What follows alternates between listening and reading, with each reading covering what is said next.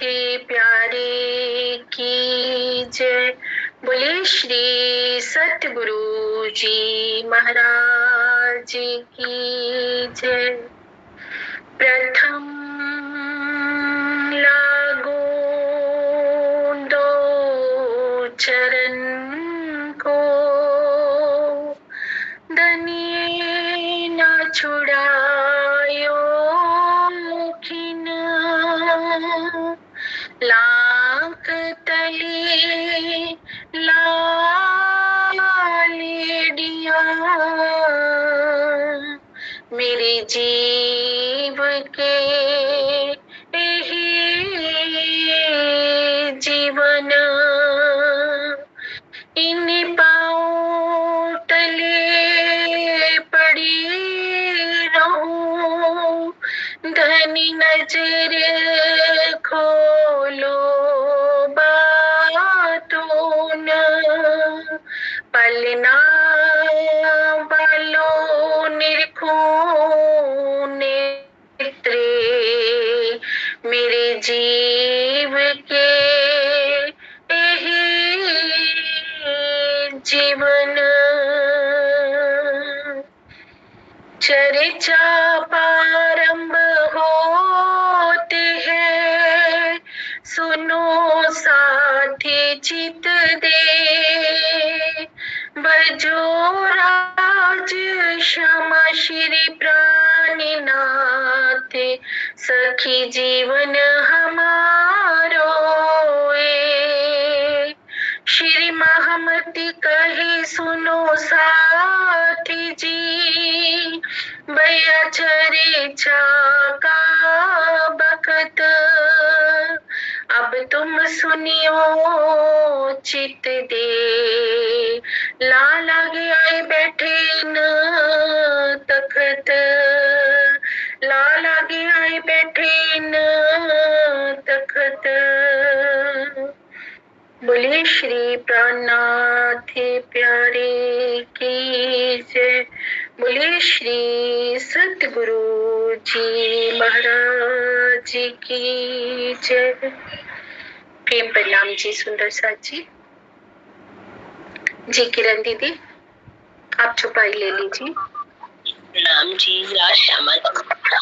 महामत कही मोमिनो, ए पाती की हकीकत। महामत कही मोमिनो, ए पाती की हकीकत। अब मुकदमा कहो फरदा रोज क़यामत। अब मुकदमा कहो फरदा रोज क़यामत। कामा पहाड़ी से होए, कामा पहाड़ी से होए। प्रेम प्रणाम जी। राशामा जी। प्रेम प्रणाम जी। प्राण प्रीतम अक्षरातीत श्री लाल दास जी के धाम हृदय में विराजमान होकर वर्णन कर रहे हैं उदयपुर की बीतक का, कि कैसे श्री जी जब कामा पहाड़ी पर ठहरे होते हैं, सुंदर साथ के साथ पत्थर के द्वारा कांजी भाई जी के द्वारा बातों का आदान प्रदान होता है। तो सुंदर साथ से जब श्री जी कहते हैं कि आप सबकी आज्ञा हो तो मैं आगे प्रस्थान करूं और राजस्थान के हिंदू राजाओं को जाकर उनको खड़ा करूं औरंगजेब के खिलाफ युद्ध करने के लिए। तो सब सुंदर साथ की सब कृति पाते ही श्री जी अब कामा पहाड़ी से चलते हैं, आमेर पहुंचते हैं। आमेर आकर वहां के राजा विष्णु सिंह को श्री जी पत्र लिखते हैं, लेकिन जो विष्णु सिंह होता है श्री जी के पत्र की तरफ कोई भी ध्यान नहीं देता है। अब श्री जी एक दो दिन रहने के पश्चात आगे सांगानेर आते हैं। श्री जी के साथ शबील दास जी होते हैं और बहुत दिनों से ऐसा होता है कि श्री जी के ने और सुंदर साथ ने अनाज का एक दाना भी नहीं खाया होता है, क्योंकि श्री जी से जब वहां से चलते हैं कामा पहाड़ी से, सुंदर साथ ने श्री जी के चलने की व्यवस्था तो कर दी होती है, पर रास्ते के लिए कोई भी पैसा नहीं दिया होता है। जैसे ही सुंदर साथ को इस बात का ध्यान आता है कि हमसे तो भूल हो गई, श्री जी को हमने रास्ते के लिए तो कोई कुछ दिया ही नहीं, तो शेख बदर जी 300 रुपया लेकर चल देते हैं श्री जी के पीछे पीछे। और इधर मुकुंद दास जी, जैसे ही उनको पता चलता है कि श्री जी का औरंगजेब के साथ धर्म युद्ध हुआ है, तो ये समाचार पाते ही मुकुंद दास जी भी उदयपुर पहुंच जाते हैं। और रास्ते में शेख बदर जी की और मुकुंद दास जी की आपस में भेंट होती है। मुकुंद दास जी की जेब में भी 400 रुपये होते हैं, क्योंकि जगह जगह पर वो जागनी के कार्य के लिए गए होते हैं, तो वहां पर से उनको धन प्राप्त हुआ होता है, दुशाले आदि प्राप्त हुई होती है। अब शेख बदर जी और मुकुंद दास जी की भेंट होती है। रास्ते में जो वहां के मवासी आदिवासी होते हैं, वो उन दोनों के पीछे लग जाते हैं, ये सोचकर कि इनकी जेब में कुछ धन है। तो धनी जी की अपार मेहर से दोनों सुरक्षित श्री जी के पास पहुंच जाते हैं। और सांगानेर में श्री जी आमेर से जब सांगानेर पहुंच जाते हैं, वहां जब मुकुंद दास जी पहुंचते हैं तो आमेर में तो उनको पता चलता है कि श्री जी तो आगे सांगानेर चले गए हैं, तो वहां श्री जी को मिलने के लिए चल देते हैं। और सांगानेर में श्री जी एक दुकान के बाहर बैठे होते हैं। पोर मंडल नाम का एक गांव है, वहां पर एक दुकान के बाहर बैठे होते हैं और मलूक चंद जी और शबील दास जी श्री जी की सेवा में खड़े होते हैं। और कितने समय बीत गए होते हैं सुंदर सा जी कि अनाज का एक दाना भी नहीं मिला होता। वो स्वरूप, जिन स्वरूप के वर्द हस्त से पन्ना जी की धरती हीरा उगलने लग गई, जिन स्वरूप के एक इशारे मात्र से ये करोड़ों ब्रह्मांड बन और मिट जाते हैं, वो स्वरूप जागनी के कार्य के लिए जब निकले हैं तो कई दिनों से भूखे हैं। ऐसी लीला करके प्रीतम हमें क्या मार्गदर्शन दिखा रहे हैं कि जो प्रेम का जागनी का जो पथ है वो अवश्य ही कठिनाइयों से भरा हुआ है, पर उन कठिनाइयों से जो जूझ कर आगे निकलता है, जैसे एक बहता हुआ दरिया होता है, चलता है, पहाड़ों से निकलते हैं दरिया और पहाड़ों को चीरती हुई नदियां चलती जाती हैं। अगर पहाड़ों के टकराव से डरकर वो पीछे हट जाएं तो कैसे सागर से मिलन होगा। और सागर से मिलन करने के लिए तो रास्ते में आई हुई हर अड़चनों को पार करते ही जाना होता है। श्री जी की स्वयं ये लीला करके हमारा मार्गदर्शन कर रहे हैं कि धर्म के रास्ते पर चलना है तो कैसे चलना है। जब स्वयं की आत्म जागृति का मार्ग था, तब भी श्री इंद्रावती जी की आत्मा हर कसौटी को पार करती है। हर कसौटी को पार करके उन्होंने हमारा मार्गदर्शन किया।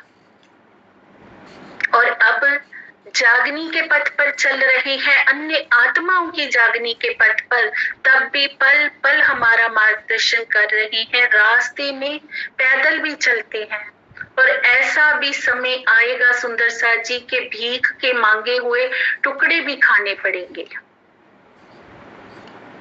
क्योंकि धर्म का रास्ता जहां आनंद से भरा हुआ है, वहां पर कठिन परीक्षाओं का भी दौर होता है। अगर हम आनंद के सागर में झीलना चाहते हैं, हम सारी दुनिया में पिया प्राणनाथ जी के नाम का झंडा गाड़ना चाहते हैं, तो हमारे हृदय में हर परीक्षा से गुजरने की, हर कठिनाई से गुजरने का भी साहस होना चाहिए। जे धनी जी स्वयं ऐसी लीला करके हमें दिखा रहे हैं सुंदर सा जी। नहीं तो श्री जी चाहते तो क्या अपनी ही मेहर से क्या वहां कुछ भी कर सकते थे? अनाज के खेत पे खेत वहां लहरा सकते थे, पर ऐसा करके नहीं दिखाया। क्योंकि कोई भी महान पुरुष होते हैं वो कभी भी प्रकृति की मर्यादा का उल्लंघन नहीं करते हैं।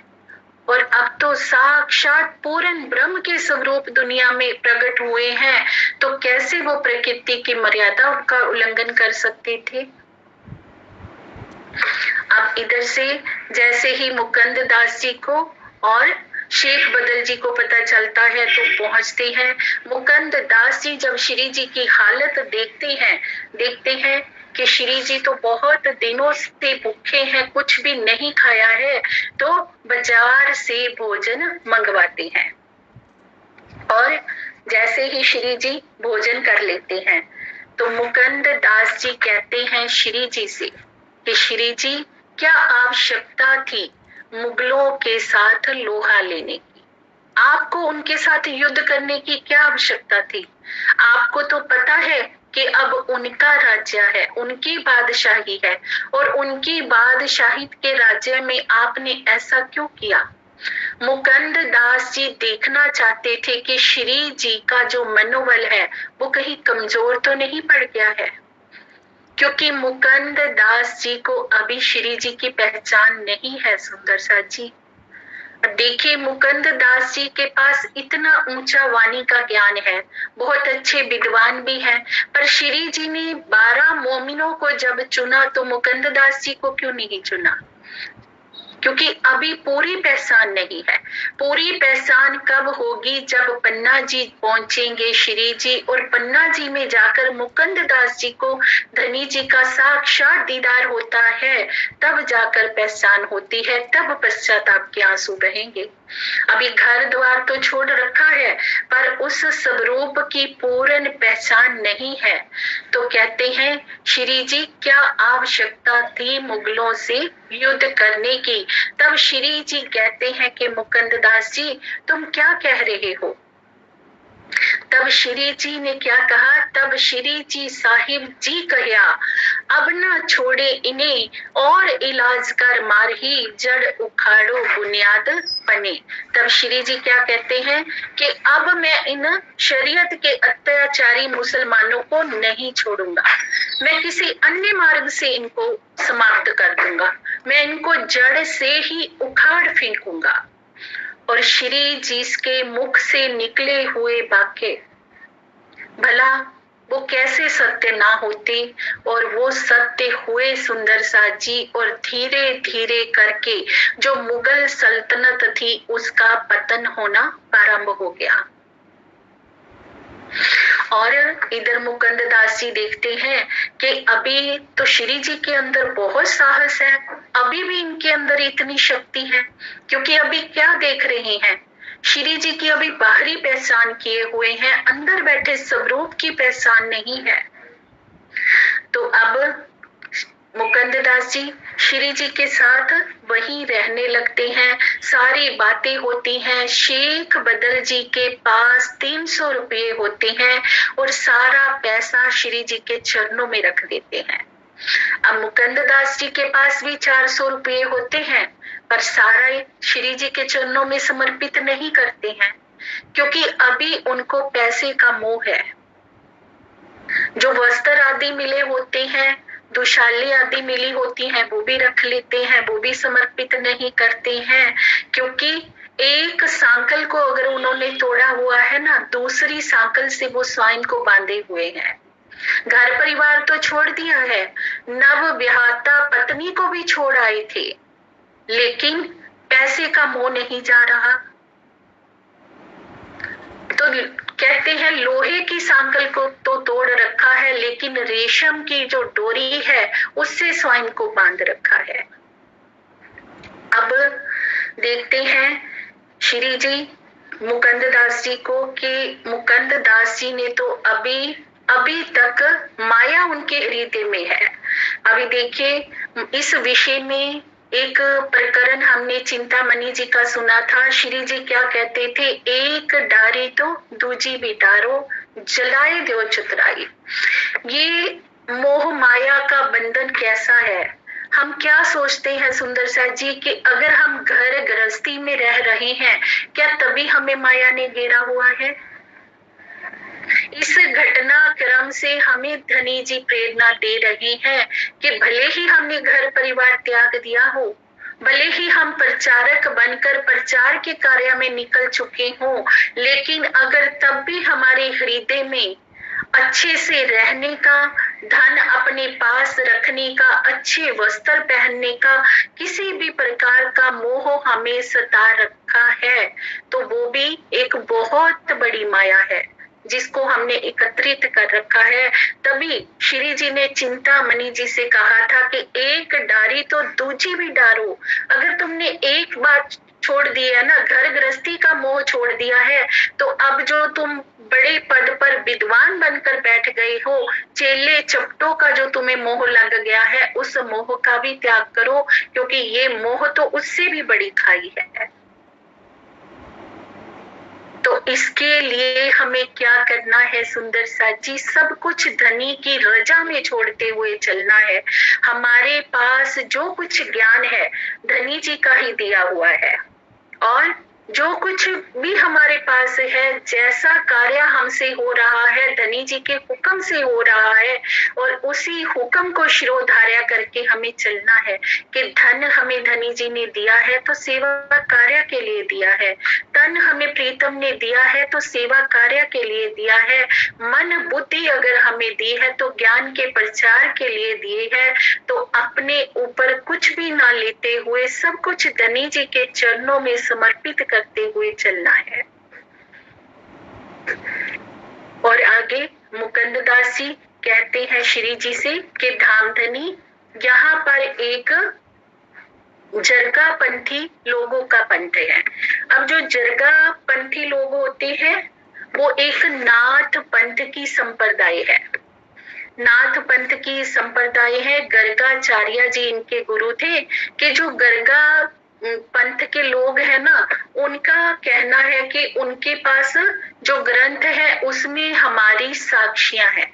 तो श्री जी कहते हैं कि तुम जाओ और उनको जाकर चर्चा सुनाओ, चर्चा सुनाकर उन्हें जागृत करना, और जब वो तैयार हो जाए तो मुझे सूचित करना, मैं स्वयं वहां आऊंगा। अब श्री जी का आदेश पाते ही मुकुंददास जी उदयपुर जाते हैं। उदयपुर जाकर सबसे पहले लादू मसानी होते हैं, उनको जागृत करते हैं। लादू मसानी जैसे ही जागृत होते हैं वे कहते हैं कि श्री जी से मिलने के लिए कहते हैं कि श्री जी को यहाँ बुलाओ।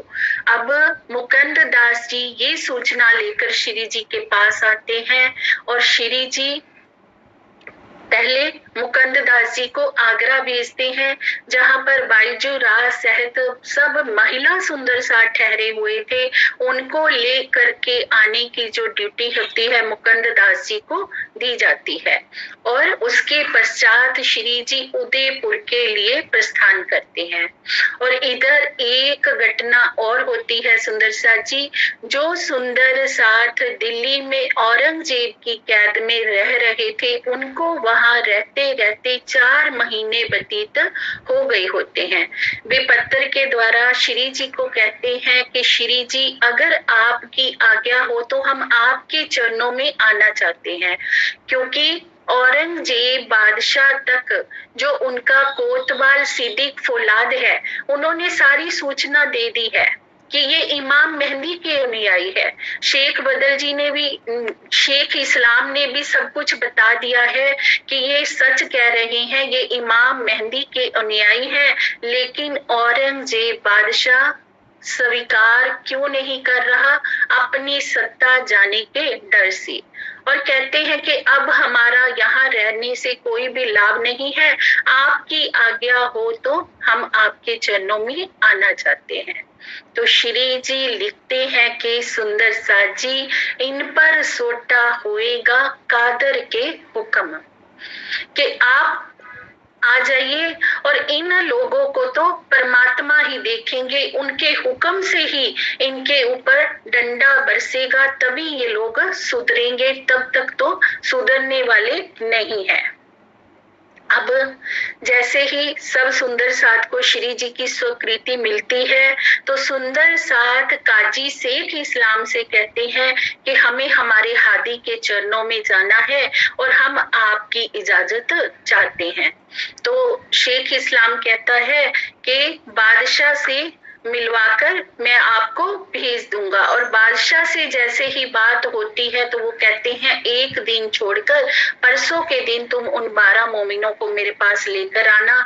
जैसे ही बादशाह के दरबार में 12 मोमिन जाते हैं तो औरंगजेब बादशाह उनसे नजर भी नहीं मिला सका, मुख नीचा करके बैठा हुआ है, क्योंकि वो जानता है कि ये इमाम मेहंदी के अनुयायी है। उनको पता है कि इमाम मेहंदी आ चुके हैं, पर फिर भी उनके चरणों में नहीं जा रहा। किस डर से कि अगर मैं इमाम मेहंदी के चरणों में चला गया तो मेरे ही राज्य के मुसलमान मुझे मार डालेंगे।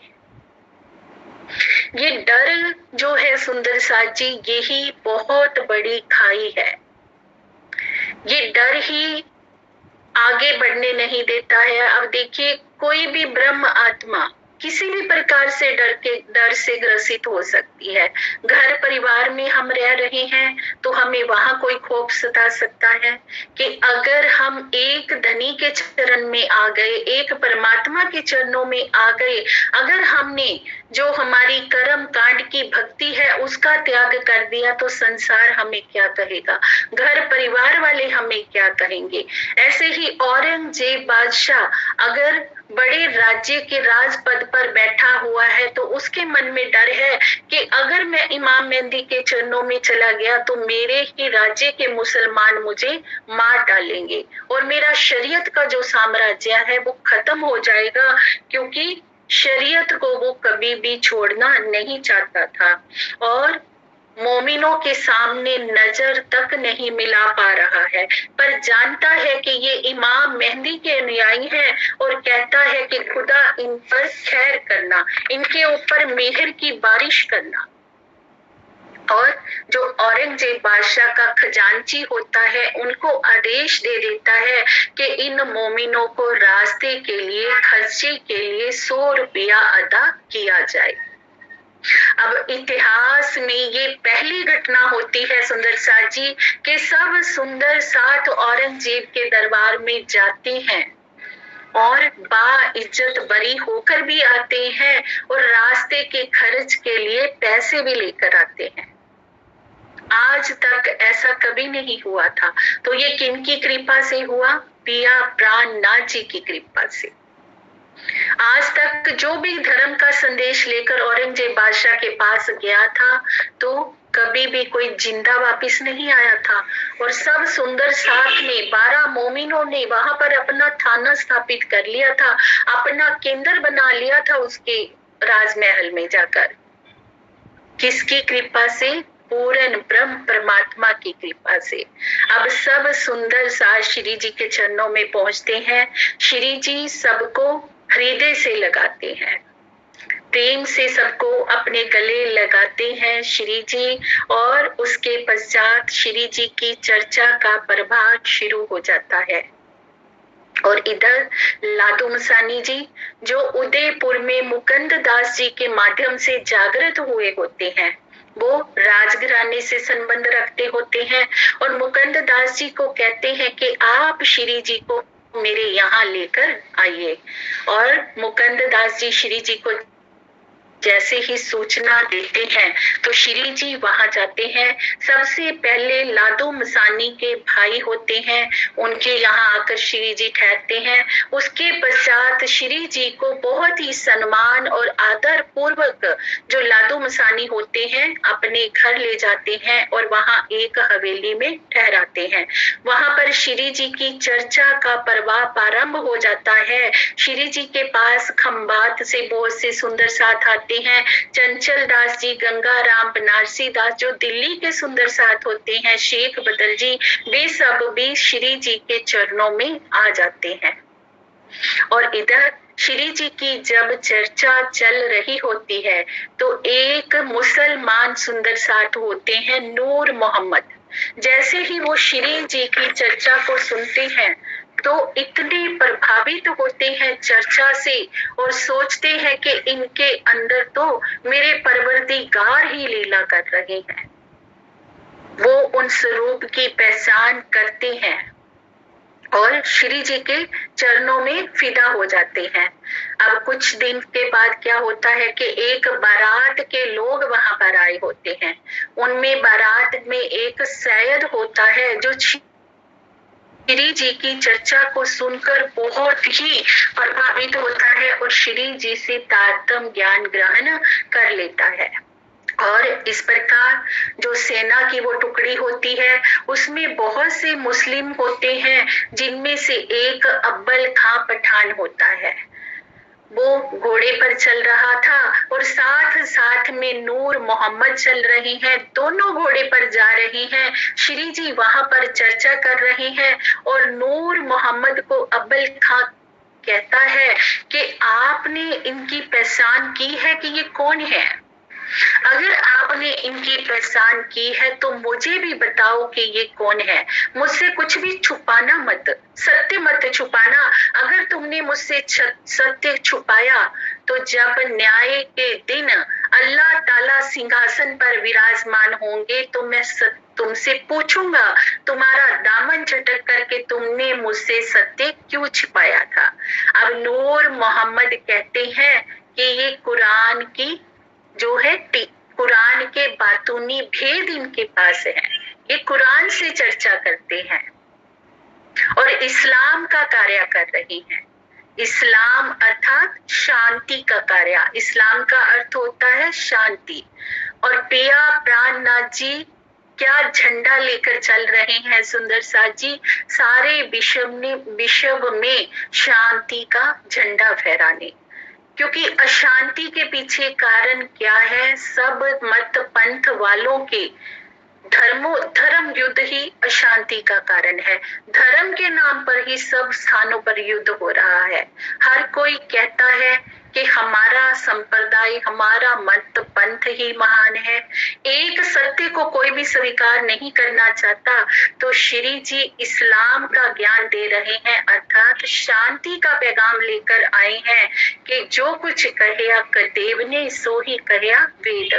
जो कुछ कदेव के ग्रंथ कहते हैं वही वेद के ग्रंथ कहते हैं। और सारे प्राणी एक ही पर ब्रह्म के नूर से उपजे हैं, इसलिए कोई भी भेद नहीं है। तो अब जब नूर मोहम्मद को ये पता चलता है कि ये इमाम मेहंदी के स्वरूप हैं, तो नूर मोहम्मद से अब्बल खां को पता चलता है कि ये इमाम मेहंदी के स्वरूप हैं। तो अब्बल खां अपने को कोड़े से मारने लग जाता है कि मेरे अल्लाह ताला, मेरे आखिरुल इमाम आए बैठे हैं और मैं अब तक इनके स्वरूप की पहचान ही नहीं कर पाया। चाबुक से अपने आप को मार रहा होता है और श्री जी सुंदर साथ को भेजकर रुकवाते हैं कि नहीं तो अपने को ये घायल कर लेगा पूरी तरह से। और इधर उदयपुर में जब श्री जी चर्चा कर रहे होते हैं, वहां का एक राणा होता है, राणा राज सिंह। और श्री जी के विषय में ना वहां पर बहुत सी बातें होने लगती हैं। जो बहुत से लोग जो वहां के बड़े प्रचारक लोग होते हैं वो श्री जी के विरोध में खड़े हो जाते हैं। वहां के पंडित लोग श्री जी के विरोध में खड़े हो जाते हैं, क्योंकि जहां पर सत्य का प्रचार होगा वहां पर जो असत्य होगा ना वो छिप जाएगा या फिर दंगा करेगा।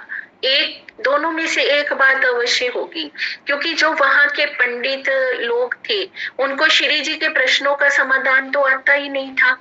और हो भी ऐसा कैसे, क्योंकि बिना श्री मुख वाणी के किसी भी धर्म शास्त्र का रहस्य खुल ही नहीं सकता था। तो जो वहां के लोग थे वो विरोध में खड़े हो गए। कई तो कहते हैं कि ये बहुत ही महान व्यक्तित्व हैं, और कोई कहते हैं कि ये तो ठग हैं, ढोंगी हैं, और कोई कहते हैं औरंगजेब के भेजे हुए हैं और हम सबको मुसलमान बनाना चाहते हैं। क्योंकि ये कुरान से चर्चा करते हैं, मुसलमान है तो हमें भी मुसलमान बनाने के लिए आए हैं। अब ऐसे ही बहुत सी बातें राणा के तक पहुंचती है, पर राणा जो होते हैं वो किसी की बात पर ध्यान नहीं दे रहे, ना किसी की प्रशंसा सुन रहे हैं, ना ही किसी की निंदा सुन रहे हैं। तो अब सारा ब्यौरा जानने के लिए राणा जो होते हैं वो अपने महल के कुछ पंडितों को श्री जी की जानकारी लेने के लिए भेजते हैं कि जाइए और उनकी वास्तविकता का पता करिए कि आखिर में वो पुरुष कौन है। अब राजमहल के सारे पंडित श्री जी के पास जाते हैं। श्री जी बहुत ही उनकी आओ भगत करके बिठाते हैं प्रेम पूर्वक, और उनके सामने श्रीमद् भागवत के 40 प्रश्न और वेदांत के 15 प्रश्न उनके सामने रखे जाते हैं कि आप इन प्रश्नों का उत्तर दीजिए। तो अब वे पंडित लोग, उनको कहाँ ये ज्ञान था, वो तो सिर्फ कथा किया करते थे श्रीमद् भागवत की, उनको भागवत के 40 प्रश्नों की तो कोई जानकारी थी ही नहीं, वेदांत के 15 प्रश्नों की कोई जानकारी नहीं थी। तो कोई भी उत्तर जब उनको नहीं आता है तो सोचते हैं कि अगर ये बात राणा तक पहुंच गई तो राणा तो हमें निकाल देगा राजमहल से और हमारा तो धंधा ही चौपट हो जाएगा, तो क्यों ना श्री जी के खिलाफ राणा के कान भर दिए जाए। और राणा को आकर कहते हैं कि आप इनको राजमहल से बाहर निकाल दीजिए क्योंकि ये ठग हैं, औरंगजेब के भेजे हुए हैं। राणा ने उनकी कोई बात नहीं सुनी और मौन रहा। और अब सब सुंदर साथ जो होते हैं, जो दिल्ली से आए होते हैं, एक घटना और होती है, जो सुंदर साथ हमारे दिल्ली से औरंगजेब की कैद में रहकर आए होते हैं, वे सब जब श्री जी के पास पहुंचते हैं तो सुंदर साथ में खटपट होनी प्रारंभ हो जाती है, क्योंकि 4 महीने औरंगजेब के दरबार में रहे थे और उस समय में जात पात का इतना बंधन था सुंदर सा जी कि कोई भी किसी मुस्लिम के यहाँ रहकर आता था तो हिंदू उसके हाथ का छुआ पानी भी नहीं पीते थे। तो अब सुंदर साथ में भी ये भेदभाव की दीवार खड़ी हो जाती है कि जो वो 12 मोमिन होते हैं ना तो उनको कोई अपने पास बिठाना चाहता है, कोई कोई सुंदर साथ ऐसे थे बीच में जिनके अंदर अभी भी जात पात भरी हुई थी। तो श्री जी सोचते हैं कि ऐसा कब तक चलेगा, सुंदर साथ ही एक दूसरे से घृणा कर रहे हैं। तो श्री जी वहां से उदयपुर के ताल पर जाते हैं, वहां पर एक हवेली लेकर ठहरते हैं। पहले तो चर्चा के द्वारा खंडनी के वचनों से सबकी खंडनी करते हैं कि ये तुम क्या कह रहे हो, हम सब सुंदर साथ क्या हैं, एक परम धाम से हम आए हैं, परम धाम के हम साथी हैं, तो ये तुम बातें जो कर रहे हो वो उचित नहीं है। और सबकी खंडनी करके श्री जी बैरागी भेष धारण करते हैं और सुंदर साथ को कह देते हैं कि जिसने भी मेरे साथ रहना है तो बैरागी भेष धारण करना ही होगा। अब सुंदर साथ जी ये घटनाक्रम हमें रहनी की तरफ लेकर जा रहा है कि अगर हम पिया प्राणनाथ जी की कृपा के पात्र बनना चाहते हैं, हम चाहते हैं कि हमारे धनी जी हर पल हमारे अंग संग विहार करें, तो उसके लिए ये निर्देशन है।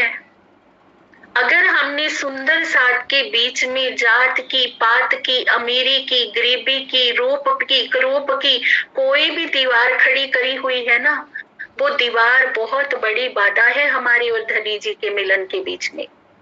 धनी जी को क्या पसंद है, कारी कामरी, कारी कामरी रे मुको प्यारी लागे तू, जिसके ऊपर एक ही रंग चढ़ा हो। तो अब श्री जी सबसे पहले स्वयं ये बैरागी भेष धारण करते हैं, अपना सिर मुंडवाते हैं, कानों में बाले पहनते हैं, हाथ में सुमरनी ले लेते हैं और सन्यासी का चोला पहन लेते हैं। और मुकुंद दास जी जो बहुत ही रो पीट कर तैयार होते हैं बैरागी भेष लेने के लिए। अब श्री जी को तो छोड़ नहीं सकते हैं, श्री जी के चरणों से आस्था है, पर बैरागी भेष भी धारण नहीं करना चाहते हैं। पर जब श्री जी ने कहा कि मेरे साथ रहना है तो बैरागी भेष धारण करना ही होगा, सादगी में रहना ही होगा, तो सब सुंदर साथ तैयार होते हैं। अब जब सुंदर साथ चलते हैं, आगे से देखने पर ही पता चलता है कि कौन सा सुंदर साथ है, पीछे से देखने पर सब एक रंग में रंगे हुए दिखाई देते हैं। अब श्री जी सब सुंदर साथ को सिखापन देते हुए क्या कहते हैं कि तुम सब क्या हो, ब्रह्म को मानने वाले हो, इसलिए ब्राह्मण हो। क्योंकि तुम ब्रह्म को जानते हो, परमात्मा को जानते हो, इसलिए ब्राह्मण हो। और तुम परम धाम से आए हो, इसलिए धामी हो। तब से हमें क्या कहा जा रहा है सुंदर साथ जी, धामी सुंदर साथ। हम पन्ना जी के आस पास देखते हैं, क्योंकि ये घोषणा श्री जी ने पन्ना जी में जाकर की थी। पन्ना जी के आस पास रहने वाले जो भी सुंदर साथ हैं, वहां पर उनको धामी कहा जाता है, क्योंकि धनी जी ने ये घोषित किया था, वहां सुंदर साथ को आवाहन करके समझाया था कि सुंदर साथ जी हम सब धाम से आए हैं, इसलिए हम धामी हैं। तो अब हमारी एक ही जात है सुंदर साथ जी कि हम सब धामी सुंदर साथ हैं, परम धाम के रहने वाले हैं। अब इधर जो राणा होता है वो अपने मन में विचार करता है कि इनके श्री जी के विषय में इतनी बातें मुझे सुनने को मिल रही हैं। कोई कहते हैं कि ये बहुत ही ऊंचे और सच्चे महात्मा है, कोई इनके लिए कुछ कह रहा है, तो क्यों ना मैं जाकर स्वयं ही देखूं।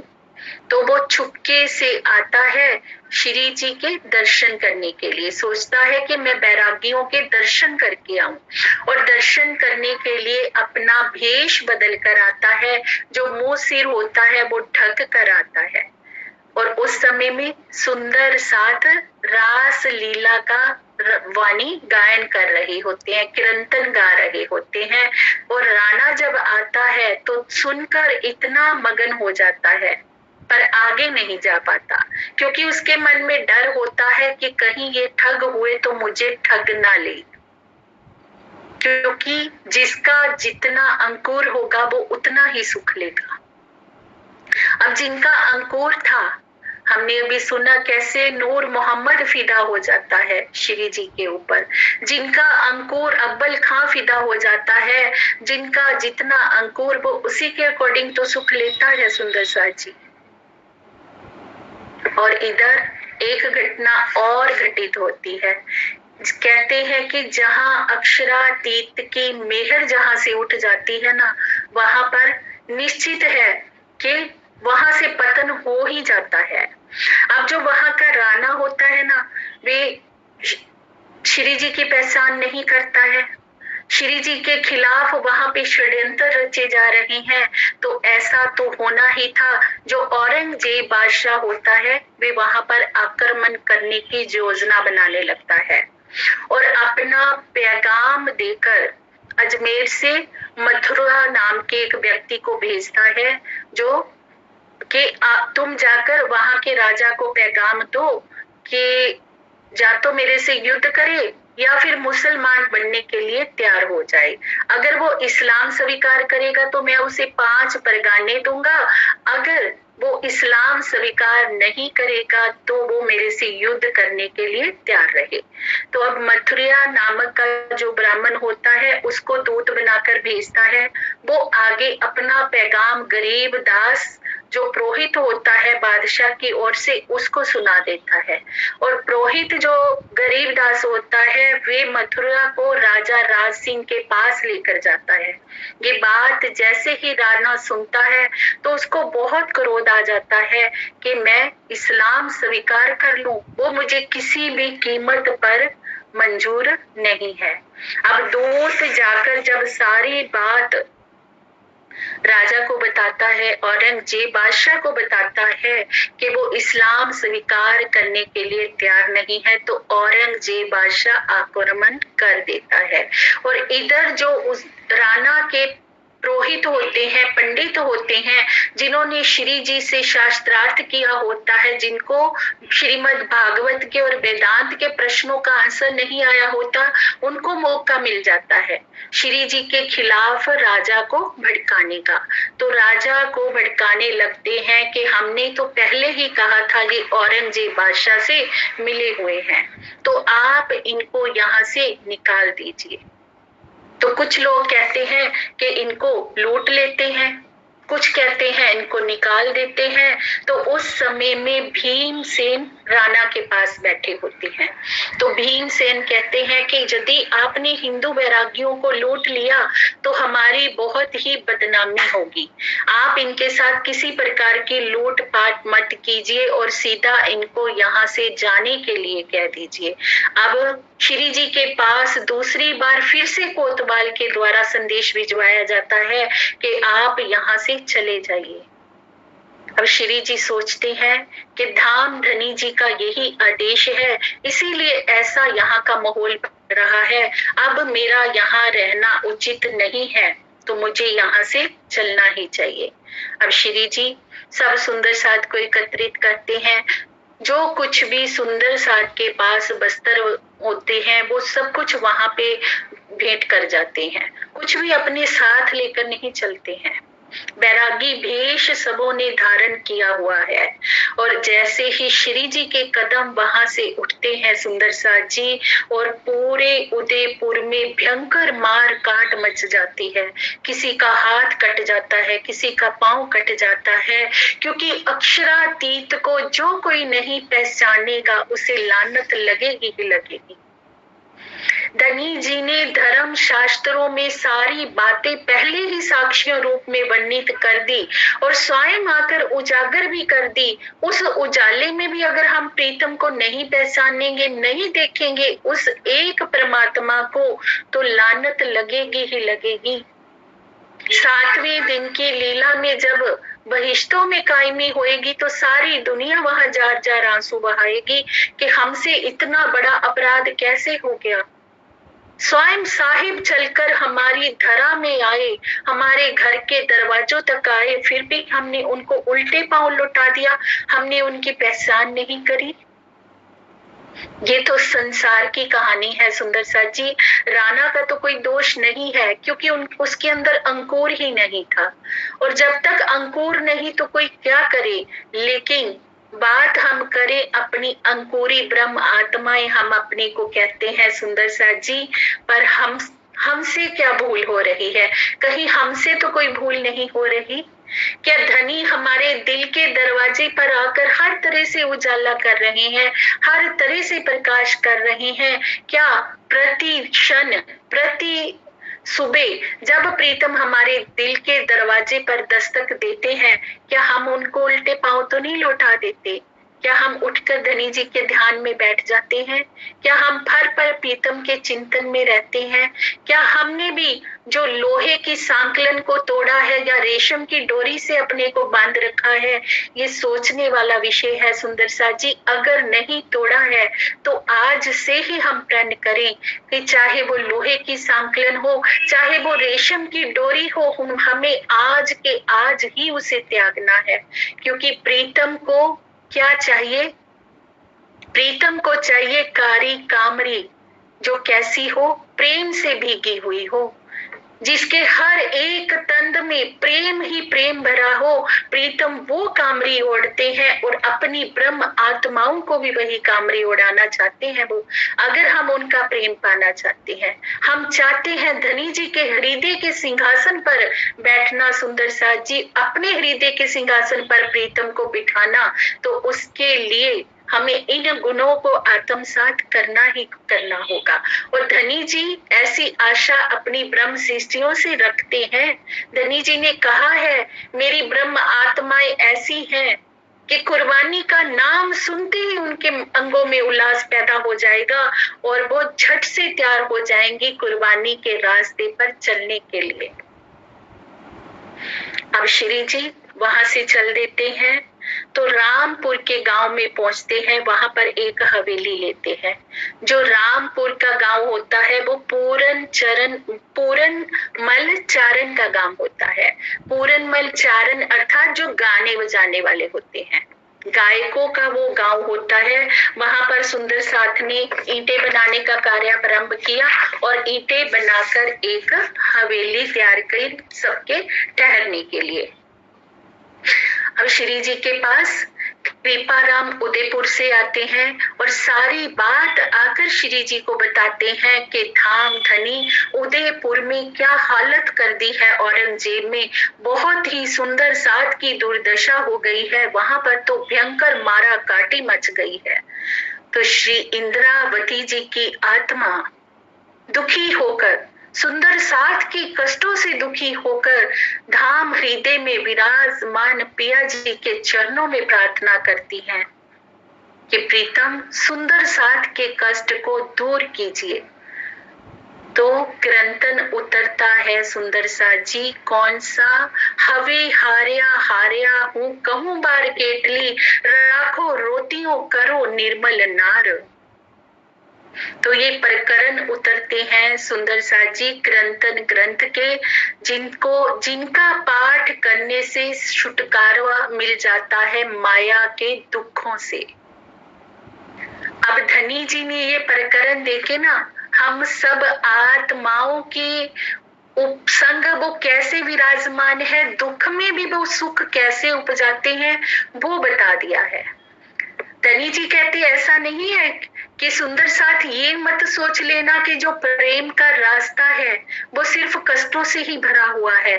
मार्ग मार्ग पर कष्ट ही आते हैं। प्रेम के रास्ते पर जब हम चलेंगे सुंदर साथ जी, दिखने के लिए ऐसा लगेगा कि कष्ट है, पर कष्ट कोई होता नहीं है। ये ऐसी लीला है जैसे एक कुम्हार जब घड़ा बनाता है ना, घड़ा बनाने से पहले मिट्टी को क्या करता है? रोंदता है, अच्छे से मिट्टी को रोंदता है, फिर अपने चक पर चढ़ाता है, फिर उस पे चढ़ा के घुमाता है, फिर हाथों से ठोक ठोक कर उसे शेप में लाता है। फिर जब वो घड़ा तैयार होता है ना, उसके अंदर जो जल भरा जाता है वो जल इतना ठंडा और निर्मल होता है, घड़ा भी उससे ठंडा रहता है और जो कोई उस जल का पान करता है उसके हृदय में भी शीतलता आ जाती है। और धनी जी हमारे दिल को वैसा ही घड़ा बनाना चाह रहे हैं, क्योंकि उसमें परम धाम का जल भरना है। तो परम धाम का जल भरने के लिए तो कुछ कसौटियों से गुजारा, पर साथ में ये भी बता दिया इस प्रकरण के माध्यम से कि मैं हर पल तुम्हारे साथ हूँ। अगर तुम्हें माया में भी कोई कष्ट आ रहा है सुंदर साथ जी, तो डरना नहीं। किसी पंडित, किसी मौलवी, किसी आचार्य के पास जाने की आवश्यकता नहीं। श्री क्रंतन ग्रंथ में ये जो प्रकरण है, इनकी चौपाइयों का पाठ कर लेने से संसार के कष्टों से भी मुक्ति मिल जाती है। ये धनी जी ने बताया है कि जो कोई सुंदर सा संसार में बहुत ज्यादा व्यथित हो, संसारिक कोई कष्ट हो, तो कहीं जाने की, भटकने की आवश्यकता नहीं। इन प्रकरणों का पाठ कीजिए और आपके कष्ट भी दूर हो जाएंगे। क्योंकि जिनके सिर पर एक पांव से हमारे धाम धनी खड़े हो, उन सुंदर साथ को कैसे कोई कष्ट हो सकता है। ये तो एक कसौटी पे कसा जा रहा है। किस लिए सुंदर साथ जी? क्योंकि आगे जब पन्ना जी धाम श्री जी पहुंचेंगे ना, पन्ना जी धाम में जाकर बहुत आनंद मिलने वाला है सुंदर साथ को। अष्टपहर की लीला का सुख मिलने वाला है। परम धाम का साक्षात स्वरूप सुंदर साथ वहां पर देखेंगे। श्री जी के रूप में दीदार होने वाले हैं सुंदर साथ को। तो आनंद में डुबोने के लिए वो घड़ा तैयार किया जा रहा है, क्योंकि शीतल जल आगे चल के पिया जी पन्ना जी की धरा में भरेंगे उन घड़ों में। तो घड़े तैयार किए जा रहे हैं। इससे ये नहीं समझना कि जो धर्म के रास्ते पर चलता है उसके हिस्से कभी दुख ही आते हैं, ऐसा नहीं है सुंदर साथ जी। दुख में बैठकर जो सुख मिलता है ना, उस सुख की लज्जत को हमें लेना है। धनी जी के होते कोई दुख भी नहीं आ सकता। हम देख रहे हैं कि कष्ट आए, पर हर एक कष्ट से कैसे सुंदर साथ निकल रहे हैं। गरीबदास जी के ऊपर आई हुई मौत टल गई। 12 मोमिन औरंगजेब बादशाह के दरबार में गए और बाइज्जत बरी होकर आए। और अब उदयपुर में भी मार काट बची है तो सुंदर साथ के लिए श्री जी ने वाणी उतार दी, ये प्रकरण उतार दिया कि इस प्रकरण का पाठ आगे चल के जो भी सुंदर साथ कोई कष्ट में होगा तो वो इनका पाठ करेगा तो कष्टों से भी निकल जाएगा, संसार का कष्ट भी उसे नहीं सताएगा। ऐसे है हमारे धाम धनी सुंदर साथ जी। बस देखने का हमारा नजरिया बदल जाए, देखने का नजरिया बदल जाएगा तो हमें दुख में भी सुखों की अनुभूति होगी, क्योंकि पिया हर पल हमारे साथ है, कभी हमसे जुदा नहीं है। अब श्री जी पहुंचते हैं जैसे ही तो हाँ उदयपुर के ताल से, तो वहां पर जो बेरीसाल होता है वो सोचता है, जो राजा का ना भाई होता है बेरीसाल, अब वो सोचता है कि मैं इन बैरागियों को लूट लूं। तो बैरागियों को लूटने के उद्देश्य से जब जाता है तो पूरन चारण जो होता है उसकी माँ होती है एक बुढ़िया औरत, उसको श्री जी की पूरी पहचान तो नहीं होती, बाहरी पहचान होती है, पर सोचती है कि ये मेरे गांव में आए हैं तो मेरे अतिथि हैं और मेरे अतिथियों को किसी भी प्रकार का कोई कष्ट नहीं होना चाहिए। तो जैसे ही बेरीसाल लूटने के इरादे से आता है तो उसको डंडा लेकर वो उसके पीछे दौड़ती है कि अगर मेरे अतिथियों की तरफ तुमने बुरी नजर की तो मैं तुम्हें डंडे से ऐसे मारूंगी जैसे कोई गधे को पीटता है। तो वहां से धनी जी की अपार मेहर से जो बेरीसाल होता है वो शर्मिंदा होकर वापिस लौट जाता है। अब श्री जी सब सुंदर सहित उस हवेली को छोड़कर मंदसौर के लिए प्रस्थान करते हैं। अब मंदसौर में श्री जी पहुंचते हैं सुंदर साथ जी। श्री जी ने बहुत ही प्यारा सा भेष धारण कर रखा है, बहुत ही अनुपम भेष, बैरागी भेष है और उस भेष में प्रीतम इतने प्यारे लग रहे हैं, कैसा श्रृंगार उन्होंने किया हुआ है। जितने भी मत पंथ वाले हैं ना, सभी मत पंथ वालों की एक एक वस्तु लेके पिया जी ने श्रृंगार सजा हुआ है। और क्या किया है, टोपी कैसी पहनी है, सफेद रंग की, सफेद रंग की गोपी चंदन का तिलक लगाया है और टोपी पहनी हुई है और पैरों में खड़ाऊ पहनी हुई है, हाथ में छोटी सी माला ले रखी है जिसको सुमरनी कहा है और दूसरे हाथ में छड़ी ले रखी है, एक तुम्बा ले रखा है, आधी धोती को पहन रखा है, आधी धोती जो पिया जी ने ओढ़ रखी है। बहुत ही सुंदर भेष धनी जी ने अपना बना रखा है, साथ में बाई जी राज महारानी है, सब सुंदर साथ का भी ऐसा ही भेष है और बहुत ही प्यारे। जब सुंदर साथ का मेला चल रहा होगा सुंदर साथ जी, तो सोचिए कितनी आनंदमयी वो लीला लग रही होगी।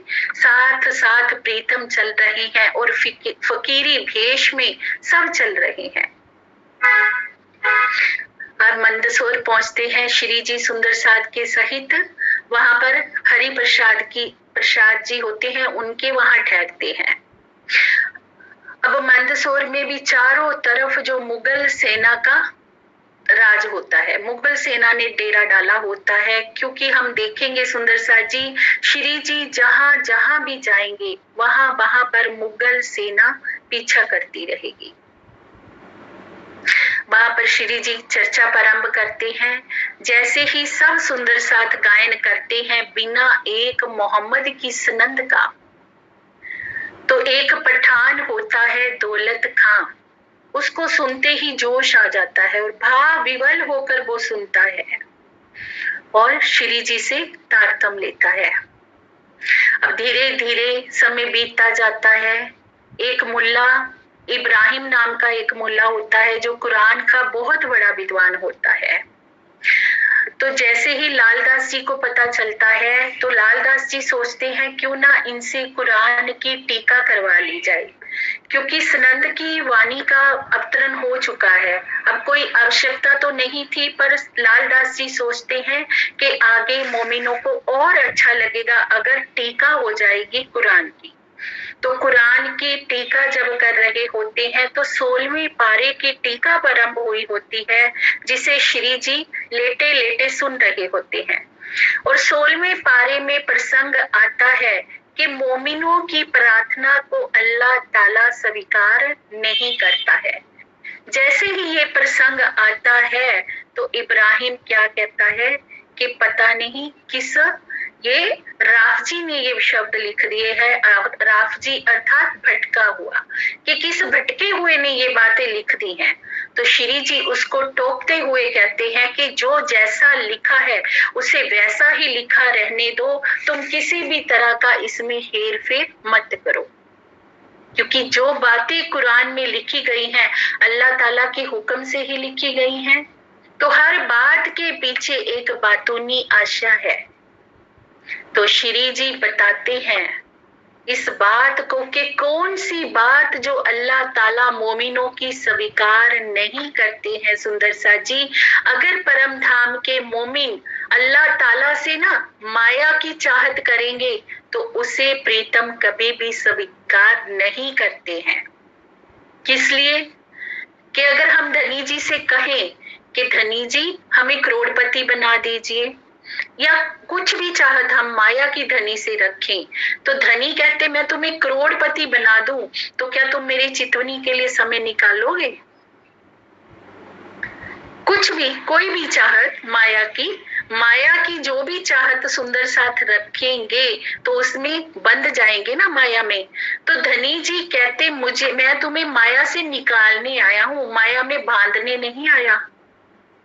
हाँ, इतना अवश्य है सुंदर सा जी कि जितना हमें जरूरी है, जिस सुंदर सा से जितनी सेवा लेनी है, धनी जी ने अगर सेवा लेनी है ना तो धन भी देते हैं, जिससे तन की सेवा लेते हैं लेनी है उसे स्वस्थ तन भी देते हैं, जिससे बुद्धि की सेवा लेनी है उसको बुद्धि भी देते हैं। लेकिन अगर हम अपने फायदे के लिए हम ये सोचे कि हम संसार में अच्छे से रहें, पूरा ऐश्वर्य के साथ रहें, मौज करें और राज्य की तरफ ध्यान नहीं दें, उसके लिए हम कोई मांग माया की करेंगे तो धनी जी उस मांग को स्वीकार नहीं करेंगे। ये कुरान में वर्णित है। अब उसको जैसे ही श्री जी ये बात समझाते हैं तो एक एक करके कई पाराओं की टीका प्रारंभ होती है। फिर उसके मन में ना खोट आ जाता है, इब्राहिम के सोचता है कि मैं इनको कुरान की टीका क्यों करके दूं, ये सब तो हिंदू हैं और काफिर हैं, क्योंकि उसके अंदर का शैतान जाग जाता है। जब भी कोई धर्म का कार्य होता है तो हम देखते हैं कि मन ही इब्लीस के रूप में खड़ा हो जाता है, मन ही कहीं ना कहीं से शैतान के रूप में खड़ा हो जाता है। वो किसी भी व्यक्ति के अंदर वो कार्य कर सकता है। तो कहता है लालदास जी को कि मुझे ये टीका वापिस दे दो। तो लालदास जी कहते हैं हम टीका तो वापिस नहीं देंगे। तो कहता है अगर नहीं दोगे तो मैं शाही फौज से जाकर तुम्हारी शिकायत कर दूंगा कि आप लोग हिंदू हो और कुरान की टीका पढ़ते हो। ये बात जैसे ही मोहब्बत खां को पता चलती है, मोहब्बत खां आते हैं श्री जी के पास, देखते हैं श्री जी बहुत चिंतन में बैठे हुए हैं। जब उनको सारी बात पता चलती है कि ऐसे करके इब्राहिम ने कठोर शब्दों से श्री जी से बात करी है, तो उसी समय उसके घर चला जाता है, उनकी पत्नी से जाकर उनका पता पूछता है। घर पे इब्राहिम नहीं मिलता तो कहीं निकाह पढ़ने गया होता है। तो इब्राहिम के पीछे पीछे जो मोहब्बत खां होते हैं वही पहुंच जाते हैं और उसको कठोर शब्दों से फिटकार लगाते हैं कि तूने मेरे हाथी का दिल दुखाया है, अभी के अभी चलकर मेरे हाथी के चरणों में माफी मांगो, क्षमा याचना करो, नहीं तो मैं तुम्हारा शीश कलम कर दूंगा। अब सुबह होते ही इब्राहिम श्री जी के चरणों में आता है, चरणों में आकर शीश झुकाता है और रोते हुए माफी मांगता है। ऊपर से तो माफी मांग ली है पर मन में अभी भी खोट है, मन का खोट अभी नहीं गया है। और माफी मांगने के पश्चात शाही फौज के पास जाकर शिकायत कर देता है कि जो हिंदू बैरागी हैं वो कुरान की टीका करवा रहे हैं और शरीयत इसकी इजाजत नहीं देती, आप उनको कैद खाने में डाल दीजिए। अब शाही फौज पीछे लग जाती है। श्री जी सब सुंदर साथ से कहते हैं कि कोई भी एक जगह पर नहीं रहेगा, सब सुंदर साथ अलग अलग स्थानों पर फैल जाइए। और सब सुंदर साथ अलग अलग स्थानों में बिखर जाते हैं। 8 महीने तक मंदसौर में भिक्षा में मांगे हुए टुकड़ों पर गुजारा करते हैं सुंदर साथ जी। और जो कुछ भी भिक्षा में मिलता है ना, सीधे लेकर श्री जी के पास आते हैं। बायू जी राज जी बहुत ही प्यार से सबको परोसती है। जैसे ही श्री जी की थाली में भोजन परोसा जाता है तो प्यार से पूछते हैं कि ये किसकी झोली का है, और बहुत ही प्रेम से भावुक होकर वो सुंदर साथ कहते हैं कि श्री जी ये मेरी झोली का है। इस लीला में भी सुंदर साथ को अति आनंद आ रहा है और तब भी खुश है क्योंकि धाम धनी हमारे साथ है, प्रीतम हमारे साथ है। और वो अक्षरातीत जिनकी महिमा वर्णन से परे है, वो प्रीतम भिक्षा में मांगे हुए टुकड़े खा रहे हैं हमें प्रेरणा देने के लिए कि धर्म का जो सच्चा रास्ता है वो कैसा होता है, प्रेम का जो पथ है वो कैसा होता है। प्रेम क्या चाहता है? सिर्फ अपने माशूक का दीदार, अपने माशूक का सानिध्य। सुंदर साथ खुश है क्योंकि धनी जी साथ है। उन्हें धनी जी के अलावा कोई चाहत ही नहीं है। उन्हें धनी जी का साथ चाहिए, उन्हें 56 भोग नहीं चाहिए। भिक्षा में मांगे हुए टुकड़े भी बहुत ही मीठे लग रहे हैं क्योंकि श्री जी का वरदहस्त साथ है। वो प्रेम से सांत्वना देते हुए सबको अपनी पनाह में रखे हुए हैं। ये है प्रेम का बल सुंदर साथ जी। 8 महीने कहने में आसान होते हैं, जब जिस पर बीतती है ना वो जानता है। ये है कुर्बानी जो उन सुंदर साथ ने करके दिखाई। तभी पन्ना जी धाम में जब पहुंचेंगे ना सब सुंदर साथ श्री जी के साथ, एक सुंदर साथ आनंद में विभोर हो उठेगा। एक सुंदर साथ परम धाम के मूल मिलावा में दीदार करेगा धनी जी का, क्योंकि चल के दिखाया उन्होंने, हमारे लिए पथ तैयार किया कि सुंदर साथ जी ये चलना है। धनी जी की प्रेम की राहों पर ना कुछ भी रुकावट ना बनने दो। जो भी परिस्थिति आती है हर परिस्थिति से गुजरते जाओ धनी को साथ लेकर। श्री मुखवाणी क्या कहती है? एक धाम हृदय में लेके उड़ाई दीजिए अरबार। श्री मोहम्मद कहे पीछा ना देखिए ना किसी की परवाह, एक धाम हृदय में लेके उड़ाई दीजिए अरबार। धाम धनी को दिल में लेकर अपनी आत्मा को परात्म के भावों में स्थित कर लीजिए। सोचिए कि हम तो संसार में है ही नहीं, संसार में क्या है? सिर्फ हमारी नजर, और वो नजर भी परम धाम की तरफ है। तो दोनों तन हमारे धनी जी की मेहर की छांव के तले हैं, आत्म का और परात्म का। वो सुंदर साथ उस स्थिति में आए सुंदर साथ जी, और हर तरह से उन्होंने विजय प्राप्त करी। कहीं कहीं मनोबल गिरेगा भी सुंदर साथ का, तब भी वो आगे प्रसंग आएगा सुंदर साथ जी। मनोबल गिर भी जाता है क्योंकि संसार है, कहनी और रहनी में बहुत अंतर होता है। कहना आसान होता है जब हम उस परिस्थिति से गुजरते हैं, जो गुजरता है वो जानता है। पर धनी जी कैसे सबका मार्गदर्शन करते हैं, और जिनका मार्गदर्शन स्वयं अक्षरातीत कर रहे हो उसके लिए हर मंजिल आसान हो जाती है। अगर अर्जुन के रथ के सारथी श्री कृष्ण जी बने हुए थे, वो महाभारत का युद्ध जीत सकते हैं, तो हमारे रथ के सारथी तो स्वयं प्राण प्रीतम अक्षरातीत बने हुए हैं सुंदर सा जी। तो हम धर्म युद्ध कैसे नहीं जीतेंगे? हम भी अवश्य ही जीत जाएंगे। परिस्थितियां जीवन में आती हैं, पर किसी परिस्थिति से हमें घबराना नहीं है, क्योंकि धनी जी की मेहर का हाथ हमेशा अपने साथ है। ये बीतक चर्चा, ये बीतक के प्रसंग हमें प्रेरणा दे रहे हैं कि सुंदर सा जी, अगर आपके जीवन में भी कोई भी कठिन मार्ग आता है ना, तो उस कठिन मार्ग से घबराइए नहीं। इन 5वें दिन के सुंदर साथ की लीला को याद कर लीजिए, हमें हमारा दुख कम लगने लगेगा सुंदर साथ जी।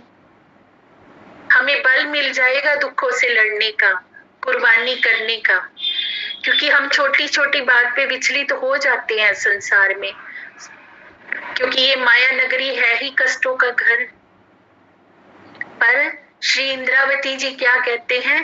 दुख में बैठी सुख लेवे महामती। दुख में बैठकर धनी के सुखों में लीन होना है। अगर हम जो तुम लागोगे दुख को, तो दुख तुमको लागसी। जो तुम याद करो निज सुख, तो दुख तुमसे भागसी। बस निज सुखों को याद करना है। निज सुखों को याद करोगे तो दुख तुमसे दूर रहेंगे। अगर दुखों का ही हम चिंतन करते रहेंगे सुंदर साथ जी, तो दुख हमें घेरते रहेंगे। धनी जी ने हमें बचने का रास्ता बता दिया है कि ये माया का संसार है सखियों, ये खेल तुम देखने आई हो, ये खेल तुमने मांगा था, ये दुख का खेल तुमने मांगा था, इसलिए दुख तो यहाँ आएंगे, पर आएंगे और चले जाएंगे अगर तुम्हारी सुरता परम धाम में रहेगी तो। अगर सुरता संसार में रहेंगी तो दुख घेरेंगे। अब सारा ब्यौरा धनी जी ने हमारे हाथों में दे दिया कि कैसे हमें चलना है। नजर कहाँ रखनी है? मूल मिलावा में। सुरता एक ही राखियो मूल मिलावे माहे, श्याम श्यामा जी साथ जी तले भूम बैठे हैं यहाँ। वहां पर हमारी सुरता रहेगी तो ये दुख भी हमें दुख नहीं लगेंगे, और हमारे ये अगर्णीय सुंदर साथ हमें चल के दिखा रहे हैं, हमारा मार्गदर्शन कर रहे हैं। इनके कर कमलों पर हम चलने का प्रयास करें सुंदर साथ जी। हर पल हम अपना ध्यान अपने श्री जी के चरणों में रखें, अपने प्रीतम के चरणों में रखें, और हर पल महसूस करें कि मेरे धाम धनी पल पल मेरे साथ हैं। क्योंकि प्रेम का जागनी का मार्ग ऐसा है सुंदर साथ जी, और उस मार्ग में चलते हुए अगर हम सुखों की कल्पना करते हैं, 56 भोगों की कल्पना करते हैं, अच्छे अच्छे बिस्तरों की कामना करते हैं, तो ये एक बहुत बड़ा अपराध है। हर एक परम हंस ने चल के दिखाया है इस रास्ते पर, कष्टों को सहकर दिखाया है। बड़े महाराज जी ने कितने कष्ट झेले, सरकार साहब ने कितने झेले, पूज्य स्वामी जी कितने कष्टों से गुजरे सुंदर साथ जी, और आज भी साधना कर करके हम सबका मार्गदर्शन कर रहे हैं। ये हमारे ब्रह्म मुनि हमारा मार्गदर्शन कर रहे हैं। ये 5वें दिन की लीला के सारे ब्रह्म मुनि हमारा मार्गदर्शन कर रहे हैं सुंदर सर जी। हम तो फिर भी आराम से अपने घरों में बैठे हैं, हमें तो सारी सुख सुविधाएं हैं, हम फिर भी हमसे मेरी मेरी नहीं छूटती, हमसे मरा मरा नहीं छूटता। अब देखिए सुंदर साथ कितने कसालों को झेल रहे हैं, पर फिर भी श्री जी के चरणों से ईमान नहीं डगमगा रहा। भिक्षा के टुकड़े मांग कर लाते हैं, उसका भी श्री जी को भोग लगा रहे हैं आकर। 3-3 दिन तक भूखे प्यासे भी चल रहे हैं श्री जी के संग, क्योंकि हादी स्वयं चल रहे हैं। ये है प्रेम सुंदर सा जी। प्रेम कुर्बानी का दूसरा नाम है। प्रेम प्रेम हर कोई कहे, प्रेम न चीने कोई, 8 पहर भी ना रहे, प्रेम कहावे सोई। प्रेम प्रेम कहने से प्रेम नहीं हो जाता, प्रेम की रहनी में रहने से प्रेम पता चलता है कि प्रेम क्या है।